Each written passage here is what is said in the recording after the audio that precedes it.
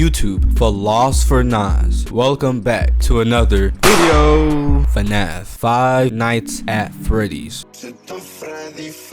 One of my favorite childhood games. To this day, it's still one of the most trending. My oldest memory of playing this game was in the 2nd grade in science class. Man, what a time. But my memory is not the best. I'm forgetting some of the lore. You're not a real fan if you don't know the lore. But in today's YouTube video, we're gonna fix that in the most time efficient way possible. To help jog up my memory, we're going to react to FNAF Lore explained in 10 minutes. If you guys are new to the channel and like content like this, consider subscribing and like this video. It only helps push the video out to more people like you. FNAF Lore in 10 minutes, ready, go. A guy named William moves from England to a small town called Hurricane with his wife and 3 kids. It's in this small town that he meets a fella named Henry, who has his own kids, and Henry and William become good friends. They decide on a business venture to open up a family diner that sold cake, and with the main attraction being these 2 animatronic suits that can either be an animatronic or can spring lock into suits that humans can wear. Keep that in mind, it'll be important later. Henry wore the Freddy suit and William wears the Bonnie suit. Fellas is booming for Fazbear's family diner, so much so that they open up another branch called Freddy Fazbear's Pizza, where he creates 4 new animatronics: Bonnie, Chica, Freddy, and Foxy. This is FNAF 2 when they open up the sister location, but this is not yet FNAF sister location. What we don't know about William Afton is that he's a crazed lunatic, an absolute psychopath. It is for this reason that it's assumed that Henry created an animatronic called the Puppet to protect his daughter Charlie from danger. One day in Freddy Fazbear's Pizza, Henry's daughter Charlie gets locked outside of the pizzeria. However, the puppet can't save Charlie as it's stuck in a box, and as William pulls into the driveway, he ends up murdering Charlie and dragging her into an alley.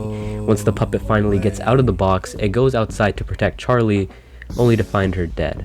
What happens next is that Charlie's spirit inhabits the puppet, so it's now possessed by Charlie's spirit, and Henry lost his only child. Afton killed Henry's daughter? I never knew that. And how else did you think she died? Now, while all of this is going on, let's focus on William Afton's family. He has 2 sons and a daughter, but right now, let's focus on the boys. The small one is Evan, and the older is Mike. Evan is scared of the animatronics, and Mike sees this as a wonderful opportunity to prank Evan. On Evan's birthday party, Mike, the older brother, decides to put Evan near the mouth of an animatronic version of Freddy to give him a big kiss. What happened instead is that the spring locks on the suit fail due to the moisture of the tears, which ends up causing the animatronic to bite down on William's kid like a Big Mac, killing him, thus marking the bite of 83. Damn, 4 years early. Was that the bite of 87? Mind into even more chaos and psychotic behavior. He ends up luring 5 children into the safe room of Freddy Fazbear's Pizza dressed up as Spring Bonnie, from which he then kills them. But where would he hide the body, you may ask? Well, when Afton was designing the 4 new suits, he made a compartment specifically designed to children inside of the animatronics, and because of this, no one was able to find any evidence. The puppet, witnessing all of this, decides to assist the children, but there's 5 children and 4 suits. Where would the extra child go? Well, the extra child was stuffed into the Golden Fredbear costume, so now we have 6 kids that have their souls stuck in animatronics. Shortly after, Afton ends up getting fired from his own company and the restaurant is closed down due to health violations. However, William Afton didn't stop there. After the closure of Freddy Fazbear's Pizza, he decides to make a new company called Afton Robotics and creates a new location specifically designed to murder children. But why, you may ask? Well, when Afton was murdering the 5 children, he discovered a way to become immortal, introducing Remnant. When the kids Remnant is a big in the FNAF Lore universe, especially when you get into those books. I watch a lot of Matt Pat. When the kids die, they release this material called Remnant, which bonds your soul onto something.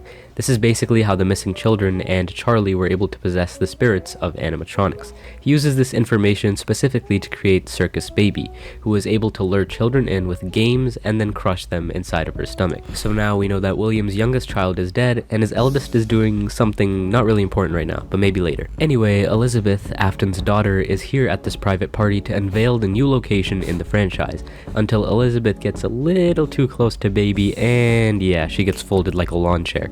Anyway, because of this incident, the Circus Baby Pizza World was shut down due to a gas leak. But rest assured, he still kept the animatronics open for rental. For what reason? Well, you remember this guy, right? Afton's only son?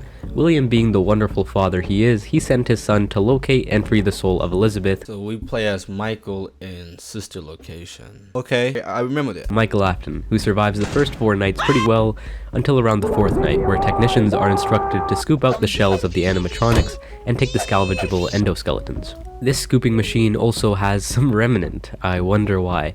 Soon enough, all of the animatronics get scooped, but they all combine their parts of their endoskeleton into some weird megazord known as Ennard. On the final night, our man Michael ends up finding himself in this godforsaken scooping machine, and it turns out Baby's true intentions were to scoop the living hell out of Michael's organs and make some room for Ennard to chill in there, like some fucked up hermit crab. Needless to say, our boy Michael gets scooped like he's one of those strawberry sherbet ice creams, and all that remnant keeps his soul alive, whilst Ennard makes his way inside of the corpse to escape the complex. Wait, wrong game. Eventually, we realize that Michael's body slowly ends up... I remember this. It wasn't Corey laughing his ass off about this, but it's this clip of this guy. He was just laughing his ass off about this clip right here. About how he progressively gets worse. You lead to see the neighbors start getting further and further away from him as the days go on. Due to him being basically a walking Literally, you corpse. see the neighbors start getting further and further away from him. And the nigga in the video was just dying laughing, bro. I was dying too. That shit was funny. A few days later, Ennard ends up escaping into a sewer system, and just when you think our boy is dead, he gets reanimated back to life. Now that Michael has freed Elizabeth, his new goal is to find William Afton. Fast forward a bit, Michael isn't able to find his father, but while all of this is happening, William decides to go to the original abandoned location, old animatronics. William ends up snapping those fools like Lego bricks, but unbeknownst to William, he just awoken the spirits in a physical form. The spirits all gather up and confront William. However, in this safe room lies the very suit that William Afton used to kill these children. In an attempt to, scare them, he puts on the suit and laughs mockingly. It was all fine and dandy until those spring locks on the suit got a little too loose, and yeah, William ended up getting crushed and mutilated, causing a very ironic death. His corpse just laid there for a while until some fools decided to reopen the Five Nights at Freddy's franchise as a horror attraction. They found the suit and thought, hey, this bloody animatronic suit seems to be perfect to put inside of a horror attraction for kids. When they do this, William decides to become alive again and stalks this area for a week. I say a week because after 1 week passed, the building was set on fire. The reason being unknown, but all that you need to know is that Springtrap, or William, is still alive despite the fire. It's possible it could have been Michael to set the fire in an attempt to try and kill William Afton, but we don't know. However, he didn't escape without significant damage. Is somebody knocking? What's up? I'm making a video. Remember Ennard, who escaped through the sewer? Well, Baby was ejected from this and ends up having to piece herself together into Scrap Baby, while the rest of Ennard dons a Freddy mask to become Molten Freddy. We've discussed a lot of characters this video, but there's one that I haven't talked about in too much detail. That would be Henry, William Afton's friend, whose daughter became the puppet. In all of this grief, Henry steps in to finally devise a plan to end it all. He opens up a new pizzeria under the Freddy's franchise to gain the attention of the roaming animatronics, including Michael Afton, who still wants to find William Afton. Mike ends up getting the security job, and remember, he still looks like his father here. Henry creates an animatronic to capture his daughter. The animatronic is called Lefty, and little by little, Mike collects every single one of the animatronics into one facility, all according to Henry's plan. And on the final night, we finally get to hear Henry. He has this awesome speech that my words couldn't do justice, so by all means check it out on your own. However, Henry's plan was to gather all the animatronics to one place in order to burn them, freeing their souls.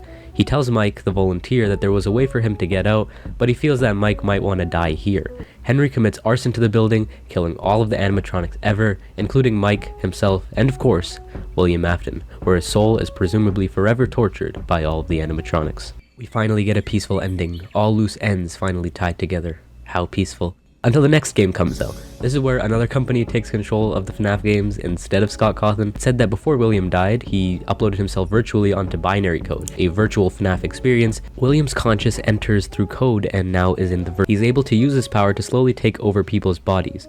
William ends up finding a host named Vanessa to take control of, using her to create an alter ego called Vanny, which William can take control of. Shortly after, a new FNAF mall is created. God, these guys really need to stop making FNAF branded things.